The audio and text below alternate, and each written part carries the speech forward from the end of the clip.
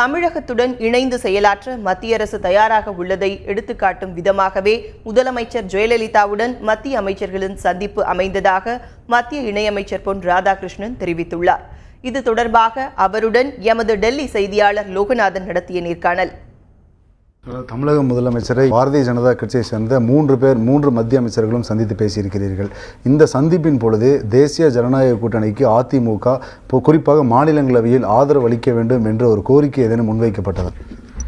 இந்த சந்திப்பு நிகழ்வதில் நான் மகிழ்ச்சி அடைகின்றேன். இதிலிருந்தே மத்திய அரசாங்கம், நரேந்திர மோடியுடைய அரசாங்கம் தமிழகத்திற்கு அதிகமாக செய்ய வேண்டும் என்று விரும்புகிறார்கள் என்பதை மக்கள் புரிந்து கொள்ள முடியும். தமிழக முதல்வர் அவர்களும் மத்திய அரசாங்கத்திடமிருந்து எவையெல்லாம் பெற முடியுமோ அவையெல்லாம் பெறுகின்ற முயற்சியில் தொடர்ந்து ஈடுபட்டிருக்கின்றார்கள்.